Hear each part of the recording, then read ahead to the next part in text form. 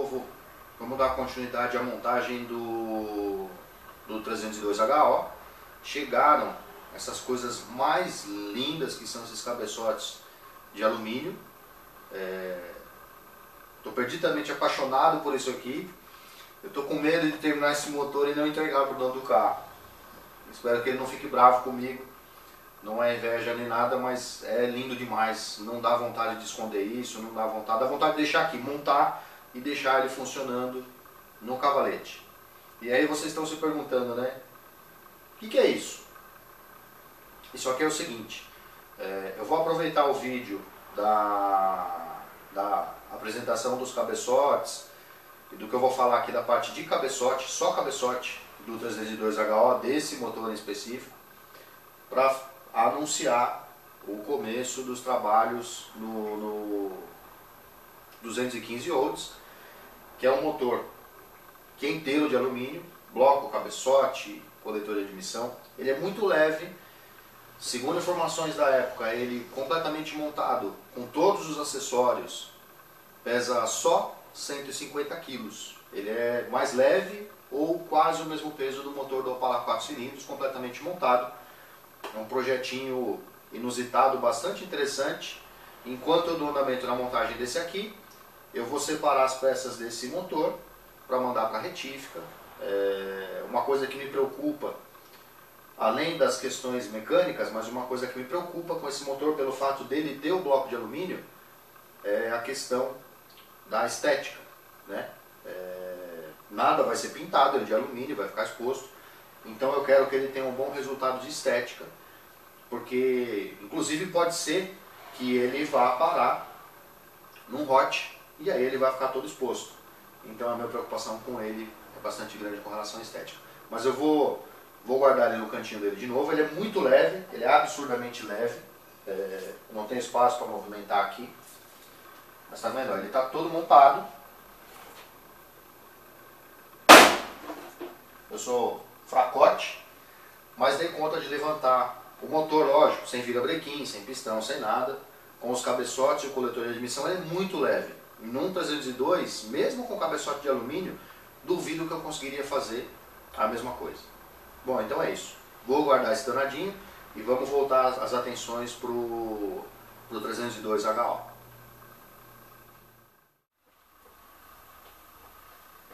Eu vou colocar na bancada para comparar ele com um cabeçote original. Se é que se pode fazer alguma comparação, né? Mas só para ter ideia da diferença. E a primeira diferença, eu vou, não sei, não prometo, mas eu vou tentar pesar isso. A primeira diferença é o peso.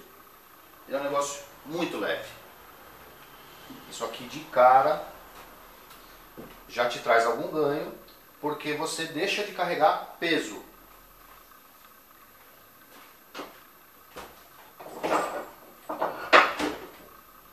É muito diferente.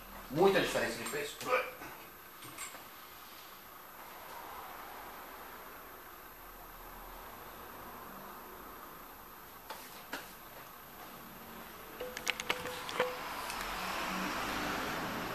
Então aí os meninos, né? Deixa eu tirar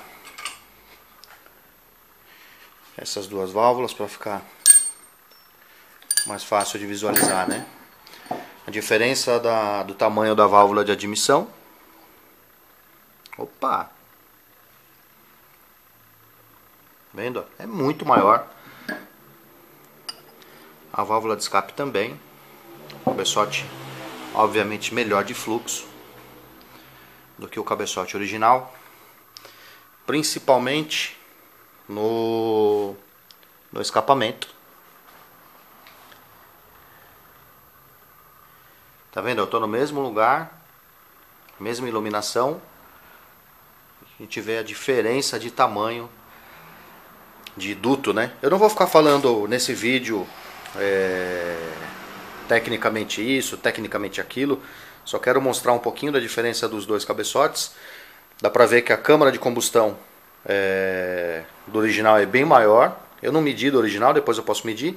Essa aqui tem exatamente 60 centímetros cúbicos. Agora, apesar da gente ficar... Eu falei coletor de... O duto de escapamento aquela hora e mostrei a admissão dos dois cabeçotes. Eu sou um idiota. Tá aqui, né? Escape. Duto de escape. E o duto de escape. Depois eu vou fazer uma listinha com as diferenças de medida. Não sei se isso é útil. Se vale a pena. Na verdade, a intenção nem é mostrar a diferença de medida disso, daquilo, etc. É mostrar um pouco do que esse par de cabeçotes é capaz de produzir num 302 com a parte de baixo original e com um comando de boa qualidade. Mas tá aí, para quem está curioso de ver um pouquinho das diferenças, acho que fica bem claro a diferença, né? Alguns detalhes, tá? Se você está achando que um cabeçote desse você tira da caixa, coloca no motor e é feliz pro resto da vida, você está completamente enganado. Por quê? Ele tem umas rebarbas nos dutos, tá vendo? Ó? Todos os dutos dele, na costura, tem uma rebarba que eu vou ter que tirar. E aí vocês devem estar assombrados, né? Nossa, tem um furo no duto de admissão. Sim, tem um furo no duto de admissão. Em todos os dutos de admissão tem um furo. Esse buraco aí é do prisioneiro. Quem furou, atravessou o cabeçote, chegou no duto de admissão. Esses cabeçotes eu vou colocar na bancada de fluxo e eu vou tentar de alguma maneira verificar se vai ter vazamento por esse... Deixa eu pegar a câmera. Se vai ter algum tipo de vazamento por esse furo aí, que não devia estar aí, né? Ou se vai atrapalhar o fluxo. Não é nada muito difícil tampar, tem todos eles, tá? Nos dois cabeçotes, olha lá. Não é nada muito difícil de tampar. Então vamos ver o que eu vou fazer. Se vai ser necessário tampar, se não vai ser, qual que é o risco. Eu preciso terminar de desmontar para ver. Eu tô me preparando para esse trabalho, né? Tá vendo? Ó? Tem uma rebarba na costura ali. Então o que eu vou fazer nesse cabeçote? De cara, vou tirar essas rebarbas. Isso eu não vou mostrar nesse vídeo ainda. Vou tirar esses caroços, tá vendo? No duto de admissão tem um degrauzinho aqui, ó. Eu vou tirar, se tiver no duto de escape também. Não vou mexer nada na geometria de duto, absolutamente nada. Só vou tirar esses pequenos defeitos. Vou conferir o assentamento, né? Se ele não tem vazamento pela sede de válvula. Já conferi o levante máximo dessas molas. As molas que vieram com o cabeçote suportam até 14,4 milímetros de levante. É bastante coisa. E eu garanto que eu vou tentar me aproveitar disso. Desse levante todo aí. Já andei fazendo umas simulações ali. Vou mostrar para vocês também. Para ter ideia dele montado aí, né? É lindo. Eu estou apaixonado com esse negócio. Eu quero passar a noite inteira, o dia inteiro olhando. Olha lá. Pequena válvula de admissão. Mas eu ainda vou testar bastante coisa nele. Para ter certeza que nada vai atrapalhar ou desequilibrar fluxo nem nada. Como eu disse, né? É besteira a gente imaginar que vai pegar um cabeçote desse e vai colocar ele no motor do jeito que ele veio e vai funcionar perfeitamente, porque não vai. Ele não tem... até se você ver, ó, pelo próprio brilho da sede de válvula, é de se imaginar que isso aqui não está vedando corretamente, mas eu vou testar, né? A sede de válvula ela tem que ser fosca, tá vendo? Ela não pode ser tão polida desse jeito. Então, o que eu quero aqui, né? Só avisar para ninguém se iludir que vai comprar um cabeçote desse e pegar e colocar no motor. Não é, tá? Precisa rever, precisa mexer, precisa medir. Por exemplo, a vela original, ela não serve. A vela original do 302. O diâmetro e a rosca é a mesma medida, mas o comprimento não. Eu vou pegar uma aqui e vou colocar uma vela Motorcraft original do 302. Vou rosquear ela até o fim.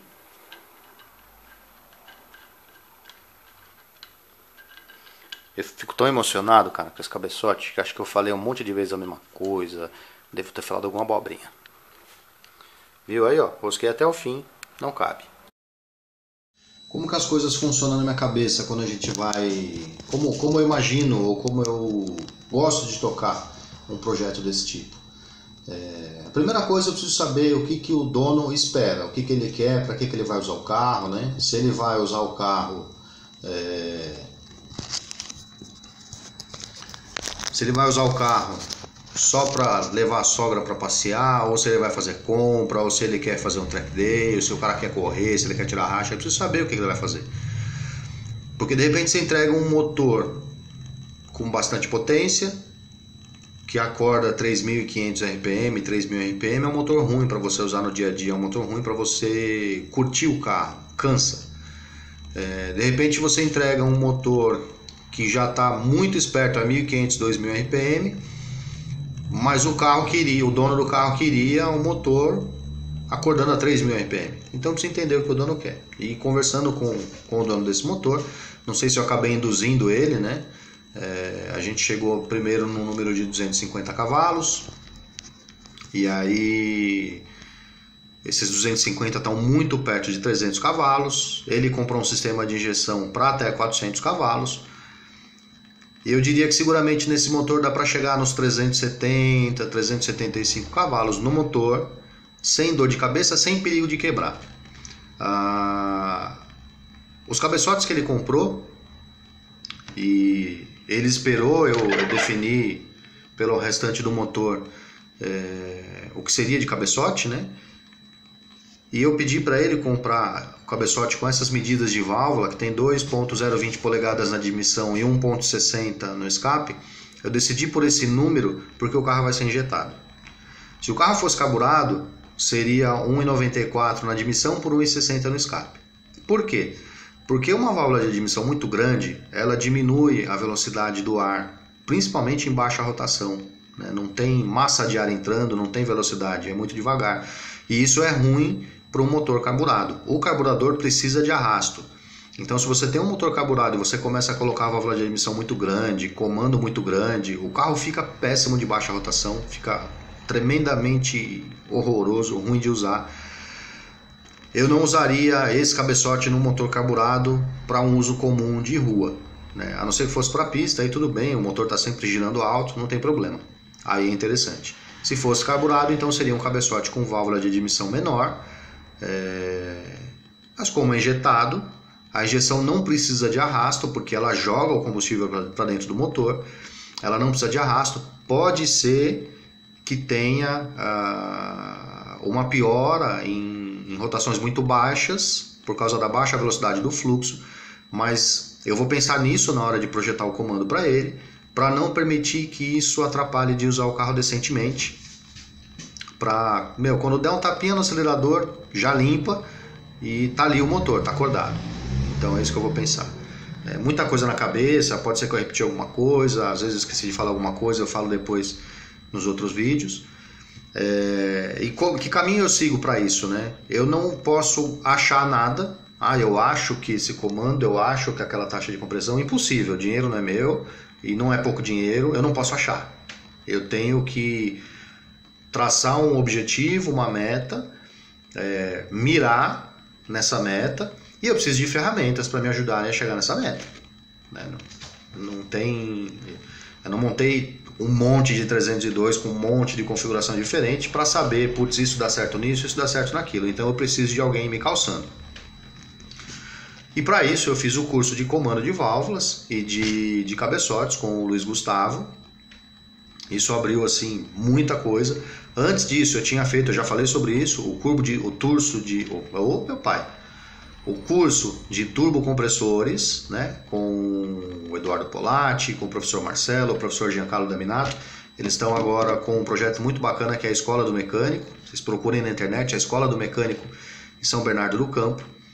Quem quiser, corra, porque é muito bom. Quem quiser fazer o curso, corra até lá, porque é muito bom, recomendo. Qualquer trabalho com eles é ótimo. E o Luiz Gustavo você encontra no Facebook, tem a VR3 Engineering, com os cursos de comando de válvula, cabeçote, calibração de motores. Eu preciso fazer outros cursos com eles. Então essas duas empresas são muito boas. E aí eu me calcei de informações com eles, fiz os cursos, Isso muda, né, muito, vem muita coisa nova sempre, né, tá quase igual ao mundo da informática isso. Cada dia que passa tem uma novidade, a gente precisa se atualizar, não pode ficar parado. E aí o que eu usei? Eu vou mostrar. Eu uso um software que simula um dinamômetro de bancada. Então eu usei esse software para ver a curva do motor, com a configuração que eu tinha escolhido, esquecendo o comando de válvula, tá? Não escolhi ainda. Mas com a configuração de taxa de compressão, diâmetro de pistão, curso do 302 e os dados do cabeçote. Então, para poder decidir o comando de válvula, eu precisava dos cabeçotes em mãos, porque eu preciso fazer uma série de medidas no motor com os cabeçotes e nos cabeçotes, e tem que ser os cabeçotes que vão ser usados. Eu preciso de uma série de medidas para chegar no comando de válvulas ideal para esse motor. Rodrigo, esse comando de válvula, você pode depois fazer uma cópia dele para eu colocar no meu motor? Em teoria, não. A não ser que o seu motor tenha os mesmos dados que esse motor. Ele vai deixar de funcionar no seu motor? Não. Você vai colocar e ele vai funcionar. Não tão bem quanto nesse. Essa é a diferença, às vezes, de você pegar um motor original que foi bem montado e um motor que às vezes foi preparado e não rende. Tá? É saber, é pensar nisso, né? Montar motor, já fiz várias postagens aí no Instagram. Montar motor não é só apertar parafuso. Tá? Isso tem que ficar claro para o dono do carro principalmente, porque leva tempo. Eu vou levar umas 8 ou 10 horas nesses cabeçotes só para acertar aquelas rebarbinhas, ver a questão de assentamento de válvula, aqueles furos nos dutos de admissão. Não estou preocupado com aquilo, dá para resolver tranquilo, se precisar mexer, não tem a menor dor de cabeça. Então leva tempo, leva bastante tempo. Tá? Não é pegar e montar. Né? Normalmente quando você faz isso, você tem, como eu já falei outras vezes aí, qualquer resultado. Não tem o resultado que o conjunto poderia te dar, né? Seja de consumo, seja de rendimento, seja de maciez de funcionamento. Não é assim que funciona, tem que tomar cuidado. Então eu vou abrir aqui os dados que eu coletei no software que eu uso, né? Que é o Dyno 2003, que é um dinamômetro de teclado, vamos dizer assim. E eu comparei esses dados do dinamômetro de bancada de teclado com os dados fornecidos de torque e potência pela Edelbrock e com os dados obtidos nas planilhas que eu recebi no curso do Luiz Gustavo, e chegou muito próximo, tá? Deu muito perto os resultados. Pensando só em fluxo, esses cabeçotes alimentam até 610 cavalos. Essa é a informação que eu achei na Edelbrock. É a informação que eu encontrei jogando os dados desses cabeçotes nas planilhas que o Luiz Gustavo Vicente forneceu no curso de comando de cabeçote, e é a informação que eu cheguei, é o número que eu cheguei jogando esses dados no dinamômetro de teclado. Só que como a injeção que esse motor vai usar é para 400 cavalos, não adianta nada eu fazer um comando para 600 cavalos, não tem comida, não vai ter gasolina para tudo isso. Então eu estou pensando em deixar o meu alvo é 360, 370 cavalos. O motor consegue render isso confortavelmente e a injeção vai dar conta tranquilamente. Não corre risco de ter falta. E para o carro que vai ficar muito interessante. Espero que vocês consigam ver, né? Então o que eu falei pro software? O motor que eu vou usar, o volume do motor, a taxa de compressão, que eu já medi, e se eu não fizer nada nas câmeras de combustão, eu vou ter 10,5 de taxa lá. Eu simulei aqui uma vazão de alimentação, eu não tenho esse dado correto, eu preciso pegar ainda com o dono do motor as informações da injeção e do coletor de admissão, mas eu simulei aqui um valor... Fugiu completamente a palavra, né? Eu simulei aqui um valor pé no chão, vamos dizer assim. Né? Putz, vinha mais potência? Vinha, lógico que vinha. A gente quer mais potência? Não, a gente não quer mais potência. Então por isso que eu usei um valor pequeno. Levante 11.4, que eu já sei que dá. O raio de aceleração do balancim original. Tipo de comando comando roletado, e aí eu escolhi uma duração de comando qualquer para eu poder fazer o gráfico. Um comando um pouco melhor do que o original, mas uma graduação baixa, que é um 272 na admissão por 272 no escape. E aí o que ele me deu? Ele falou para mim o seguinte, ó, a curva vermelha é a potência. Então esse motor vai ter aqui a 2000 RPM, pouco mais de 100 cavalos, né? Sei lá, uns 145 cavalos. Putz, tá ótimo a 2000 RPM, tudo isso de potência. Olha o torque lá em cima, né? Muito torque. Se eu não me engano, aqui tem 46 kgf de torque a 2000 RPM. Tá lindo, maravilhoso. Com o comando que eu escolhi, tem esse buraco aqui na curva de torque. E aí, quando eu for projetar o comando, eu vou projetar pensando em eliminar esse buraco. Eu não quero isso, eu quero uma curva mais progressiva, né? Não quero desse jeito.